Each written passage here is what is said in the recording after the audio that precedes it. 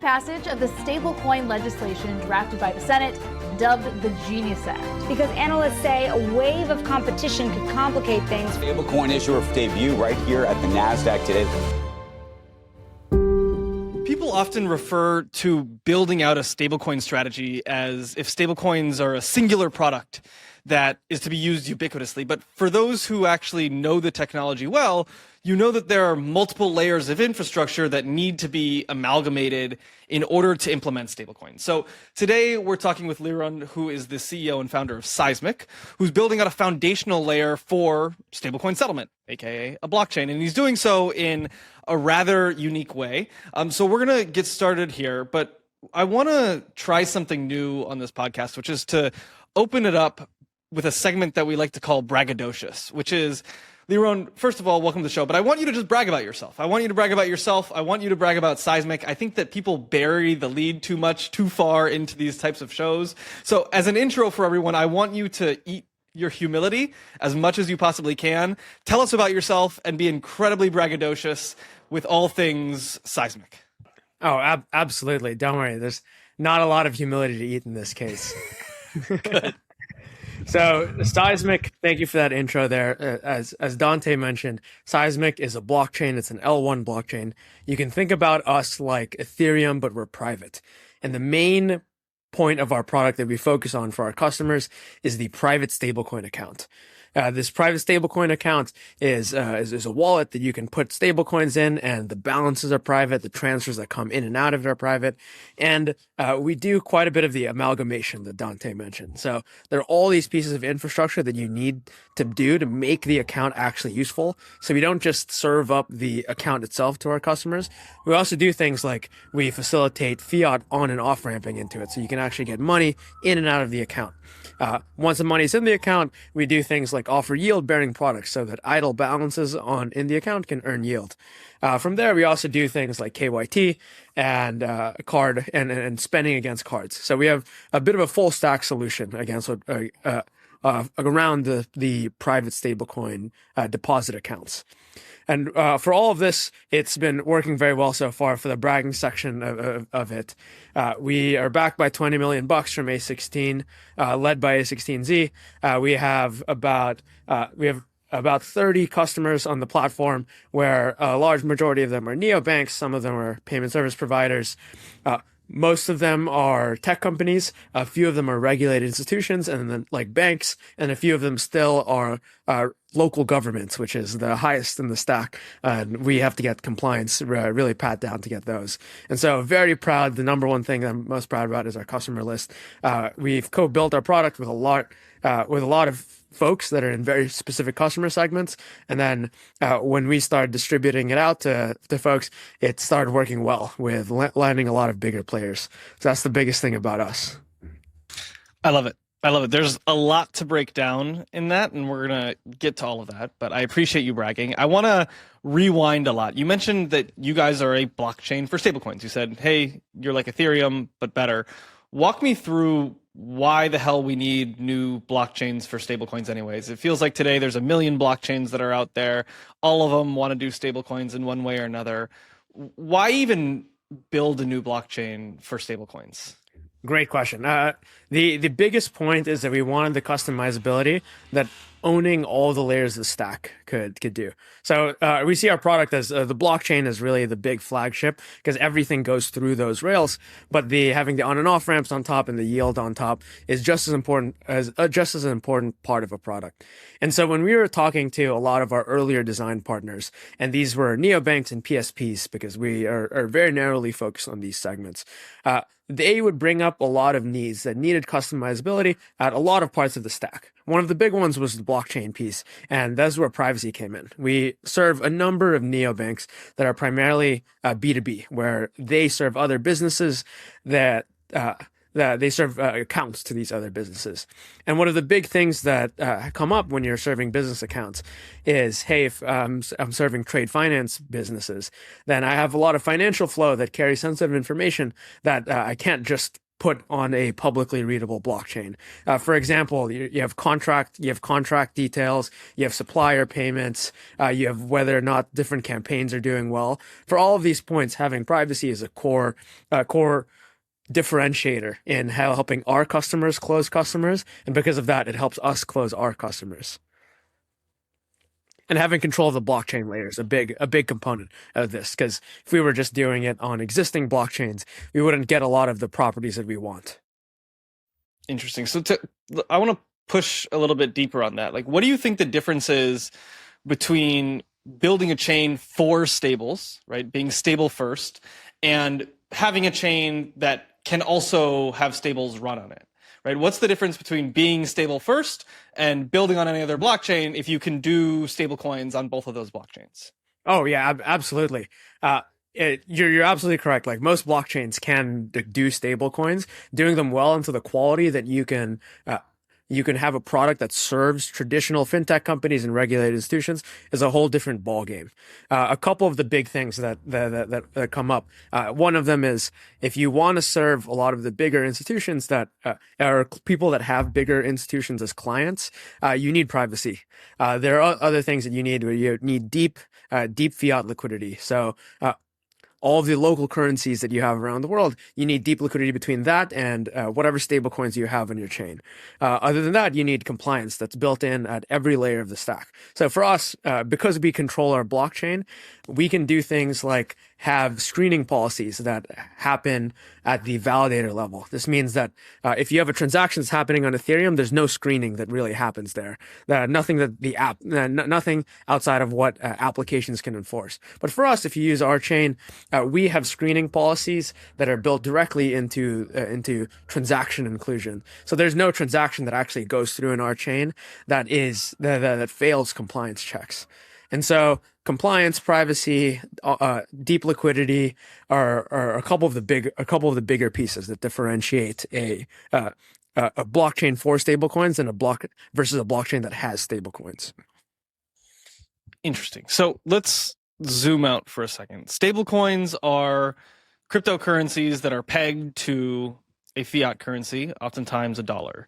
These stablecoins use blockchains as a ledger to run on, so that they can keep track of who has what asset at what time and where those assets are moving to. Now, you've mentioned the word privacy half a dozen times, and we've been recording for 5 minutes. So let's dive into this a little bit more. Oftentimes when people talk about blockchains, they're talking about a public visible blockchain. Why doesn't that work when we talk about, moving money around the world, and what have you guys done to solve for that? Oh yeah, for the big piece on why it doesn't work is it is very simple to grok if you are an end user that's thinking about this issue. Because one of the big shifts that are happening with stablecoins right now is that a lot of these companies that are building on stablecoins are starting to develop primary financial relationships with their users. This means they're in the consumer context. They are creating accounts that people have their direct deposit go into, and that most of their expenses like rent and credit card payments are going out of. In that case, we all have this primary depository account. Like you might have Chase, you might have Bank of America.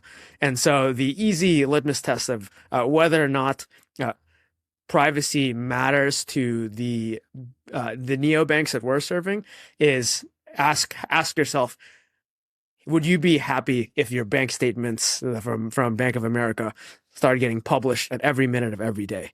And that's the consumer point. And the consumer use case for privacy is already strong as it is. Like you and I as individuals can relate to it. And if you take that number and you dial it up by 5, then you get the business use case for this. Because suddenly it's not just, oh, hey, it's weird to have my bank account on chain and have it be public. It's weird to have my rent payment and my salary payment out there. Like that one, it's like it's bad. It's like socially uncomfortable. Like in a lot of cases, like you might have these edge cases where your employer like sees how much you're getting paid, and so if a different person that's trying to poach you sees your salary, like there are all these cases that it's like kind of bad for consumers. If you take that and dial it up, then you have businesses. You have businesses that have bespoke pricing for every single counterparty that they have. You have businesses that have supplier payments and competitors that are breathing down their neck. You have some businesses still that can't even have transactions that are public because they agree to with their customers that they don't publish it anywhere, and it would be a compliance violation if they did do it. A lot of our customers that are more in the banking space and in the local government space care about that one the most. Interesting. So you bring up a good point, which is sort of the balance between privacy and compliance, right? You've seen a lot in the news when things are very decentralized and very private. The government doesn't like that, right? That they claim that in itself is a compliance issue. But what you're saying is, hey, there are times where to be compliant, you actually have to be private. Can you talk a little bit about the relationship between private stablecoins and compliance, when people need to see things, when people don't need to see things, all of that? Mm-hmm. Oh, 100%.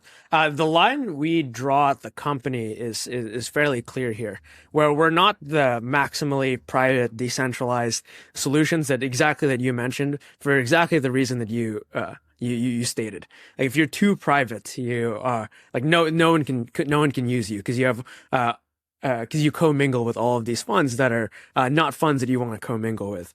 The way that we draw the line here is that I view privacy in two stages. There's private from the world and then private from the operators. Seismic very clearly is private from the world, but not private from the operators. We very explicitly in our terms and conditions, and whenever we are on sales calls and we're integrating with people, we let them know that we have AML. We have AML monitoring just directly in the chain. We have blockchain intelligence providers that are plugged straight in. Our on and off ramp product is going to be doing real time analysis and, if needed, investigations on any any transactions that come through that don't look good. And so in a lot of the more blockchain native world, we're very disliked for that fact. But in the fintech and the banking and regulated finance world, that is one of our core selling points. And so that's how we draw the line and the tension here. Interesting. So would it be fair to say that it's not necessarily that you are privacy first, but that you are compliance first, and by way of being compliance first, you have to have a really strong focus on privacy? Yep, absolutely. I think it's a good way to put it. Absolutely, pretty fair. If people describe that as us, like we'd be fairly happy. Good. I'm glad. So I think that brings us to the fact that for the people who are looking into stablecoins, they're probably realizing that there are a number of different blockchains that stablecoins can run on. You hear about this stablecoin on this chain and that stablecoin on that chain. Most of these chains are not as focused on privacy as you are, but there's still, billions and billions and billions of dollars of stablecoin volume. You see stablecoins, that volume increasing every single day. Why do you think that is? Like, why do you think that there are chains that are not private, that are very blatantly public, where you see stablecoin volumes moving? And what is your prediction for how that pattern is going to change?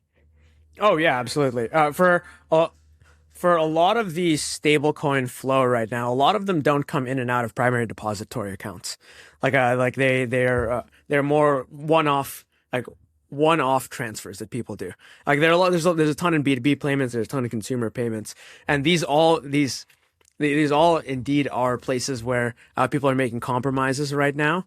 And the way that we view getting some of these folks to come work with us instead of a lot of our like competitors is a weird word, but like competitors in this case, is that privacy becomes a good selling point for us. Like, talking about us as a business, like in most situations, we are a better choice for folks, even without privacy in the picture. And this sounds weird, given that we like that this is our main wedge, but it's primarily because we're very focused on two customer segments, while most blockchains do things like trading and all of these like random like social use cases and gaming use cases. Like, we just have two customer segments. So even without including privacy in the picture, we just understand people's problems more because we deal with it every day.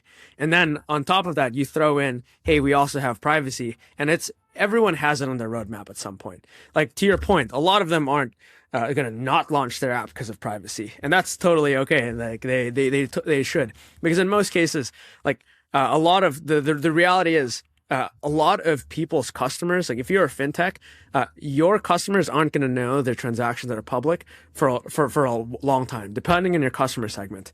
Like if your customer segment really does not bother to look for a long time, then you're going to have no business impact. So for us, when we're making the sell of privacy in those cases, it's, hey, we already understand your problem better, and we have privacy. We know you're thinking about it, but because you're a business, you have all these priorities, all these priorities on your plate. You can't actually not launch your product because of it. But because we're neck and neck with someone else and we have privacy, we win the deal there. And so that's really what privacy means to us. And I don't mean to minimize the role of it. I just mean that privacy is one of our core wedges that we put in, but really the core thing about Seismic that helps us win is that we have a strong focus on these customer segments. Yeah, maybe I want to revise my past statement and say that you're not even necessarily compliance first, but you are, fintech first, which means you have to be compliance first, which means that you have to be privacy first. Oh, yes. Cool. And you mentioned you have a killer list of customers. You mentioned that you're customer first. Tell us more about who is building on Seismic and what they're doing. Oh, absolutely. Our biggest customer segment by far is neobanks. And these are neobanks of all of different flavors. And in the B2B... Wait. Rewind. What's a neobank? Very, very good question. The definition is nebulous. A lot of people will say different pieces. My definition of neobank is a bank that is either built around stablecoins or has a different sponsor bank as the source of its deposits, but it's primarily a tech-based version of a bank that competes on things like distribution and UX rather than the old guard of banks that compete on, say just very different things where distribution and UX just isn't as good. So old banks I'll classify like Chase Bank and BofA Bank. A neobank I'd put for folks in the audience, I'd put something like a Mercury or a Meow in there. And they're not necessarily full stack banks where they have their own charters, but they have sponsor banks in the back, or even a lot of them that are even newer. We're starting to see stablecoin neobanks where you don't even have a sponsor bank in the back. All of your deposits are just in stablecoins on a blockchain. Why would people do that? Like, what benefit do you think that these neobanks have over Chase, BofA, the traditional banks? Mm-hmm. Oh, great question. So these neobanks, neobanking as a core category is absolutely exploding, and the biggest reason because of that is because they get to focus solely on the customer segments that they focus on. So you might have a neobank that is specifically for trade finance companies, or a neobank for 20 to 35-year-old high earners in the US and EU. And this is the level of focus that the big banks just cannot do. And so these neobanks in the traditional sponsor banking world are an extension of these banks, of these bigger banks that are vertical specific. And then in the stablecoin world, there are just freestanding neobanks of themselves that aren't even attached to a JP Morgan or a Citibank, and are purely competing on distribution in their vertical.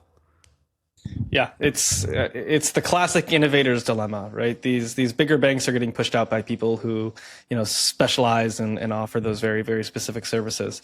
That's really interesting. You guys are built for stablecoins, right? But unlike other blockchains, one of the things that I love about Seismic the most is that you don't just advertise Seismic the blockchain. Like when you're going out there and talking to customers, you advertise on and off ramps, you advertise virtual accounts, you advertise all of these other sort of verticalized layers of the financial technology stack, which I haven't seen any other specific chain do. Tell me a little bit more about why you guys are doing that, A, and then B, how you guys are doing it. Thank you. I really appreciate these. We care a lot about this go-to-market, so the kind words here are truly just appreciated. So this didn't come in as a master plan from the team at all. It came in during sales calls. So what would happen is that we would go on a sales call and talk to a neobank, and then we would start pitching properties of our blockchain. Hey, you should go with us because we're really fast, we're really cheap, we have privacy, we have all of these great wallets that are on us. And then a lot of the neobanks are just like, why do we care? How does this solve any of our problems? Like, a big thing in blockchain land is TPS. Like, how quickly can you go? It's transactions per second. You tell a neobank TPS, and they're like, what can I do? Like, is TPS going to feed my family? And the answer is just no. And so what we found is that what these neobanks instead want is they don't need TPS. They need a virtual account in Europe. They don't need things. They don't need things like atomic settlement. What they do need is really cheap cross-border transfers between the Brazil to America corridor.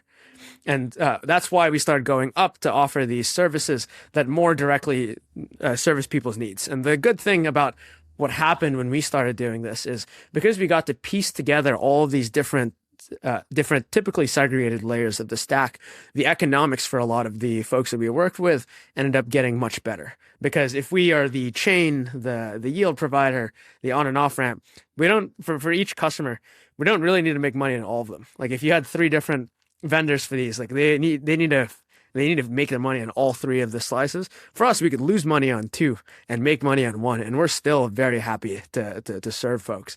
And so the economics overall end up being better. Yeah, and I think that this is the way that a lot of the most popular, or I guess most successful companies in the stablecoin space are doing it, much like, the fintech giants and the traditional financial stack did before it, where they're just verticalizing everything, right? You see people like Bridge, you see people like Anchorage. They might have started doing cross-border payments or custody, but now they're doing cards, they're doing issuance, they're doing, XYZ, and they're trying to own that entire vertical, because the reality is, like I said at the very beginning, every single stablecoin implementation involves 9 different infrastructure providers. And in the past, you used to have to pick and choose this, that, and the other thing, but the people like yourselves and like a lot of the most successful companies in the space, what they're doing now is they're saying, hey, we can offer you one solution where you're getting all of that. You don't need to make 9 decisions. You need to make 1 decision, and we'll handle the rest. And so I think that's really a good way to go about it, in my opinion. That being said, what is Seismic working on every single day? Like when you get into the office and you shut your office door, what are you guys obsessing over? Ooh, I guess this changes every quarter. This quarter, it is getting on and off ramp coverage to be broader. Right now, we do fairly well in a lot of the bigger currencies and countries. So USD, Euro, BRL, JPY, even and INR are a lot of the bigger currencies that we do well in. But what we find is that because a lot of neobanks these days, especially the neobanks that are considering stablecoins, are highly, highly global. The needs of them expand much faster than traditional neobanks, where it might be one country for 1 year, and then 2 years later, then they want another currency. For us, like we would serve a neobank on 1 month, and then 1 month later, they ask for 6 more countries, because truly, like it is core to their use case that they are very global.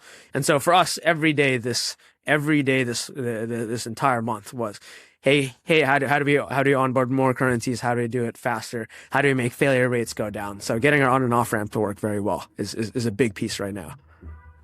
I love that. We just had Dan and Dimitri from Modern Treasury on, who and we had a long conversation about what it means to be global by default and how stablecoins are the closest that we have come to being global by default.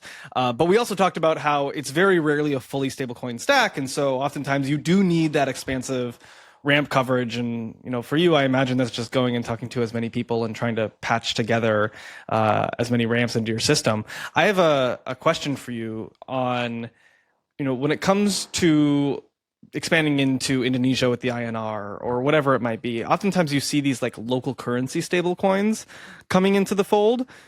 And just for our audience members, throughout the entire show, when we refer to stablecoins, we're often referring to dollar-backed stablecoins, right? USDT, USDC, things that are pegged to the US dollar. There are also stablecoins that are starting to pop up that are not pegged to the dollar, that are actually pegged to other global currencies. The use cases are similar, but Lyron, for you, I'm curious what your thoughts on these non-dollar denominated stablecoins are, if you see demand for them, if you see use cases for them, how you guys are thinking about that at Seismic. Oh, yeah. So in a quarter, I would say we are going to shift a lot of deposits over to Euro stablecoin. So right now, it is so far all just USD because all people have asked for, but we get the Euro ask a lot. Outside of that, we actually don't get too many asks outside of two use cases that are budding. So as of today, it's just Euro and dollars are clearly the two big ones that everyone needs to support. What I would predict the biggest upcoming use case for local stablecoins is for cheaper on and off ramps in a lot of these different places. And in a lot of places, getting under 10, 15 bips is really only possible when you're not doing a currency conversion. So if you're doing something from BRL to BRL stablecoin and then using on-chain liquidity to go from BRL stablecoin to USDC, or just keeping funds in BRL stablecoin is a big it is, I think, a big next step for local currency stablecoins. Because eventually, it's easy for a lot of people to come on the show and say, in 4 years, we're going to have every local currency stablecoin on a blockchain, and there's going to be such deep liquidity that the rates that you're going to get for FX on chain is going to rival or even be cheaper than the rates off chain. But that's like an easy statement to say because obviously it's trending that way. I think it's much harder to say what are the different forcing functions that are actually going to get these local currency stablecoins to go in, because really a lot of folks, it's not going to be deposits, right? Like a lot of folks using stablecoins in general is so that you don't have to hold your local currency. So it's not that. And there's really only a short list of reasons why local currency stablecoins should exist. And I'm hoping, because it's better for me and the margins of all of our customers, that local currency stablecoins do very well because FX gets way cheaper. But and so I see the first big one being this as an on and off ramp tool. Because right now, if you have this long tail stablecoin, let's say this long tail currency like JPY, if you're on ramping, you have to do a forced conversion into USD. Like at the time of even touching crypto, you already have to do FX. And a lot of businesses have made a lot of people have made very, very large businesses precisely on being able to control when you do FX. Like Airwallex is a massive, massive company. And one of their main value propositions is that you don't have to immediately just turn into USD whenever your funds, when they hit your account, don't immediately just have to turn USD. You can control when you do FX and how you want to do it. And so right now you don't have this control, but if we had local stable coins, then you would have some more control over this. And this is a tried and true use case that I could really see local stablecoins doing well in. What do you think the forcing functions are for stablecoins at large? Like when you see traditional companies that are coming to Seismic and saying, hey, I want to try this stablecoin thing, why are they doing that? There are only a couple buckets here. It's very nice how repeatable a lot of the broad trends are, where it's it's very predictable what people want. And then when you get down to the details, that's really where the nuances and the pain points come in. So broad strokes first. The big two reasons to have let's say the big three. Big three reasons for local companies, for traditional companies to adopt stablecoins are: A, there are a lot of corridors where stablecoins are way cheaper than the alternative. That's the cross-border payments use case that everyone talks about. B, there are a lot of countries where it's much easier to expand and provide deposit accounts in that country if you do it with stablecoins. And then C, it is if you are operating in one country, getting local account details in other countries is also another big forcing function for us. And so with these three, these are the three big branches at the top, and then it branches into a number of more nuanced use cases here. And one of the reasons that I'm very excited about this this focus of a lot of folks into stablecoins right now is that when you get down to the nitty-gritty details of it, the reasons that people want to integrate stablecoins, like if it always falls under like one of those 3 themes, or maybe 5 themes, maybe I forgot 2, but it always falls into the big themes. But when you get down to it, it's actually very different. Like, for example, if you are one thing that I say often is that a neobank, or let's say a PSP, because I've been talking a lot about neobanks, or here, let's say neobanks, and a fintech who is in the exact same, who is in one customer segment, or 2 fintechs that are in the same segment, like they're in the same category, like they're both neobanks for blah, blah, blah. And they're serving the exact same customer segment, and they want the exact same feature, could want that feature for 2 completely different reasons. So for example, if you are a neobank that is focused on trade finance companies and you want virtual accounts are these accounts where you are given fiat banking details. You can send fiat and you get stable coins to a stablecoin wallet. It's one of the big drivers of stablecoin adoption today. You can be a trade finance company, focused neobank that wants virtual accounts. You want them for 2 completely different reasons. Like, one of them could be, if you want to, company A could be, I want to expand to this new region and expand my accounts to these new region. And the cheapest way to do this is using stablecoins, because the local banking providers in this region are tough to work with and they have long timelines. Another one could say, hey, we have no reason at all to expand to different regions. We want to stay in our current region, but we want to give local account details to our customers who often have counterparties in this other region. So if you're a European bank, but you deal a lot with businesses, your customers often deal with business in Kenya, then you might want to give your customers local Kenya bank account details, because that opens up the number of counterparties they can work with. And that's what I mean when I say, if you look at these 2 companies, like, broad strokes, they probably want stablecoins for kind of the same reason. But if you really get down to it, the reason's actually completely different. And I think that's a very exciting thing that's happening more recently, where the nuanced use cases for these big features in stablecoins are coming out. I love that. And I love when we talk use cases, because my hope is that for our listeners that are thinking about implementing stablecoins in one way or another, that the little light bulb goes off into their head and they're like, oh, I need local account information for XYZ or whatever it might be. And, that sort of helps them with the mental model of how they can think about stablecoins. Another really interesting offering that Seismic has is yield. And I want to talk a little bit more about that, because oftentimes I think people talk about the benefits of stablecoin in terms of monetary acceleration, right? How fast can I get money from A to B? But I also think that there's a lot of benefits of stablecoins when we talk about monetary accumulation. And so I want to hear how Seismic thinks about yield and sort of that monetary accumulation element, because I know that you're doing a lot there. Oh, yes. Yield, I never thought it would be a big ask from a lot of our customers, but one of the biggest changes, in my opinion, just happened in the last couple months, where just every single customer, once they got up and running, they got their corridors up and running, they got multi-currency deposit accounts up and running. Every single one wants to earn on IL balances. And looking back, it's like kind of obvious, but it was never something that early people mentioned, because it was people had these burning pain points, like, I need to get money over there, I need my customer to have a deposit account there. No one early on said, I need my customer to be able to earn yield.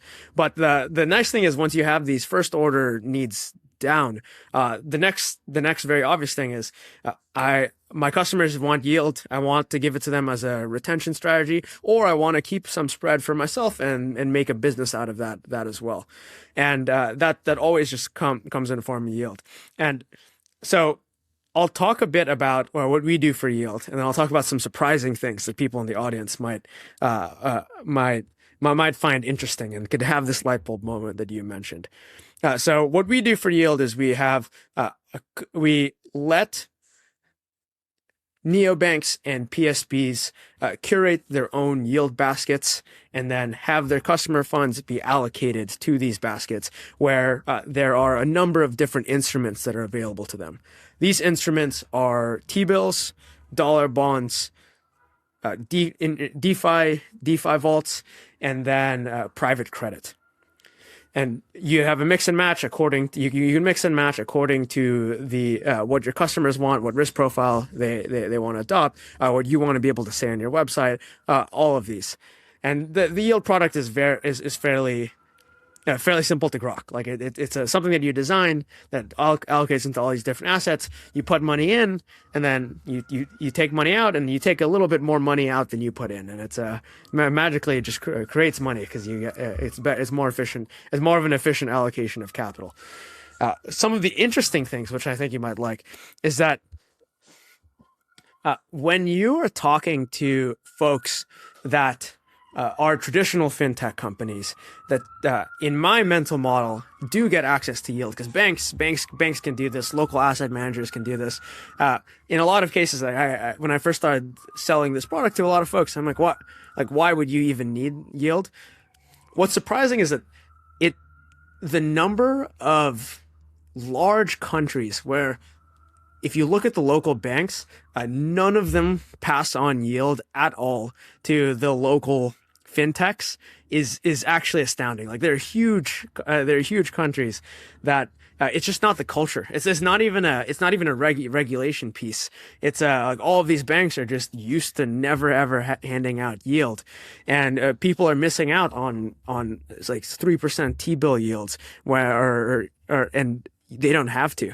And so for a lot of the times where yield is something that we're leading with, a wedge for us, it's people that are in these countries that say, like, yeah, my local bank, and none of the local banks will just pass it. And like that's crazy to me because if in the U.S. and Seismic is based in the U.S. We also have traditionally a blockchain background. This yield pass along game is something that's like fully saturated. Like everyone gives pretty much everything out because everyone else is giving things out. But in many regions across the world, this type of eating away at bank margins for the benefit of end customers is at stage 0. Yeah, and this is something I've experienced firsthand. It's very interesting for me to be able to see the very stark comparisons between the exact same financial institutions in different parts of the world, right? Like we could have a bank in the US, they pass yield, their corresponding bank in Uganda does not, or whatever it might be. Not a dime.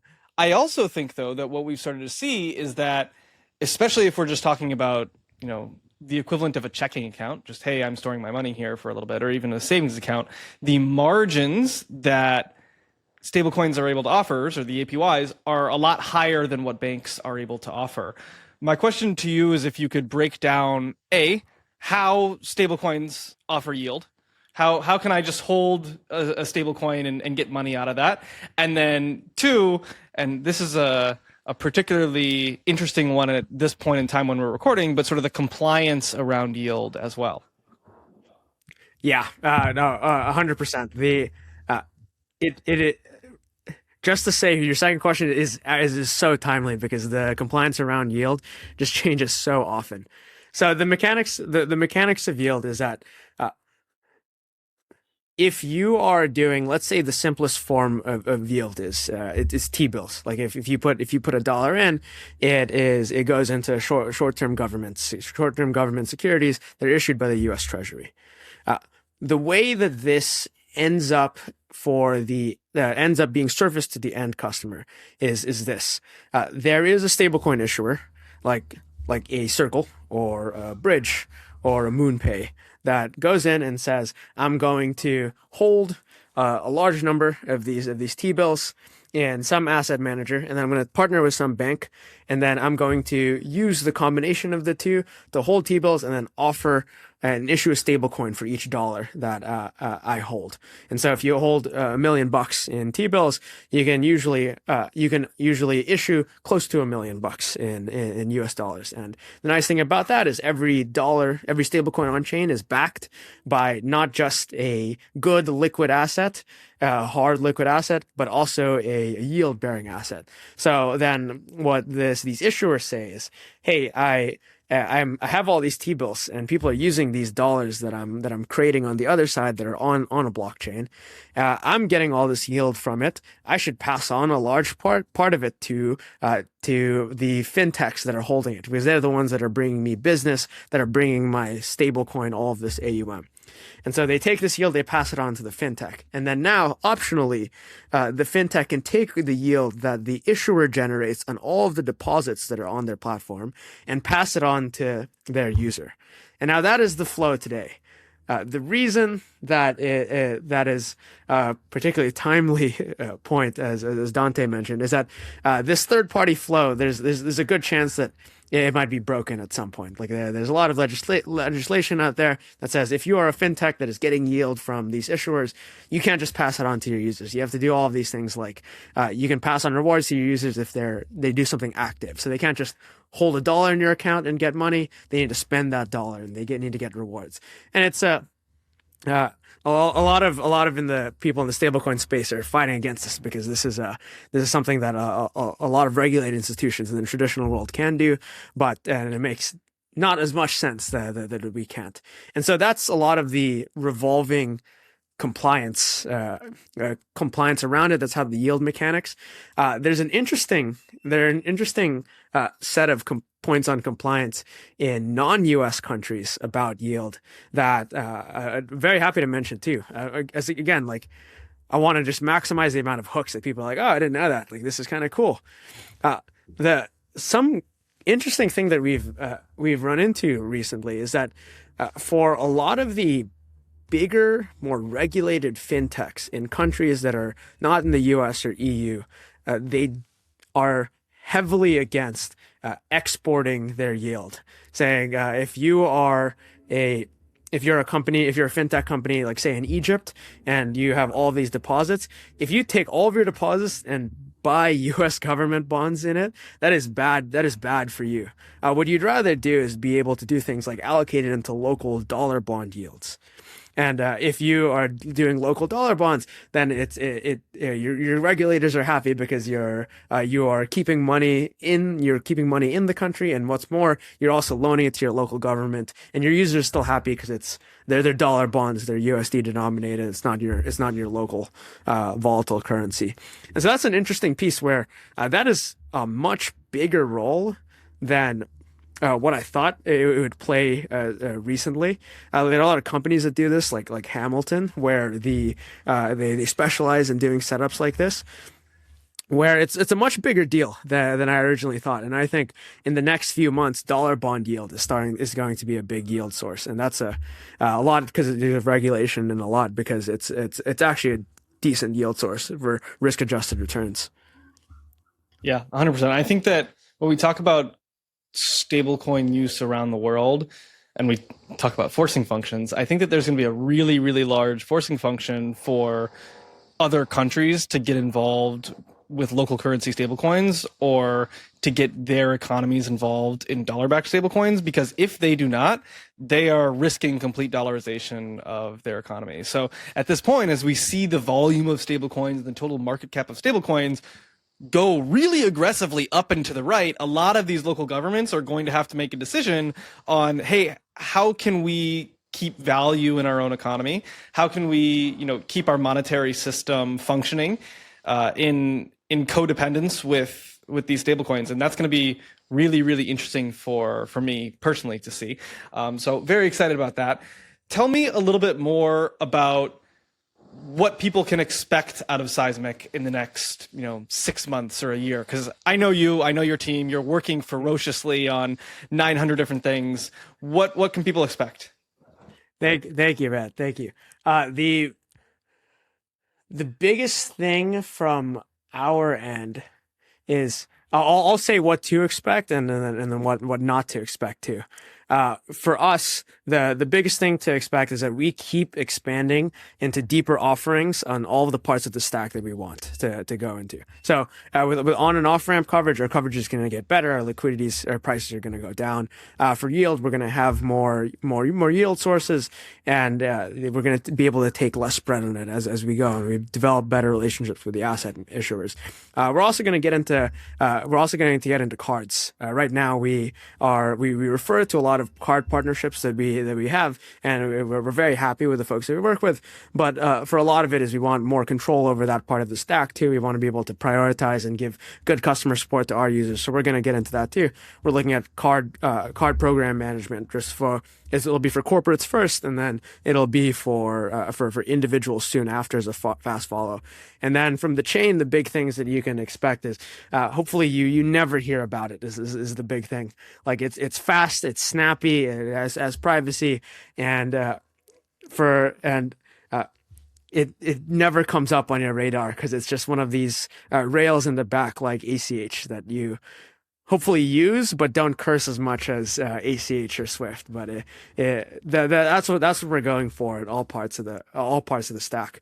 What you wouldn't expect from us in the next bit is a lot of these companies in the blockchain space and the crypto space broadly play a lot of more like shorter term games where you're going for the fast growth. You give out a lot of incentives. You're paying money to make money, and all of these points which aren't really conducive to a good long term product experience. Like launching a token is just like one of the big points there. We're just not doing that for the foreseeable future, and so really, just consistent month-over-month volume growth is what we're looking to do, because we know that as volume grows, we can offer a better product experience because we can do better on our end to serve users. Love it. Lyron, you're awesome. Thank you so much for taking the time to chat today. For our audience members, I hope that you enjoyed the conversation and grew your brain at least a little. Please don't forget to follow our show on whatever platform you're listening on. And as always, stay stable. Stay stable.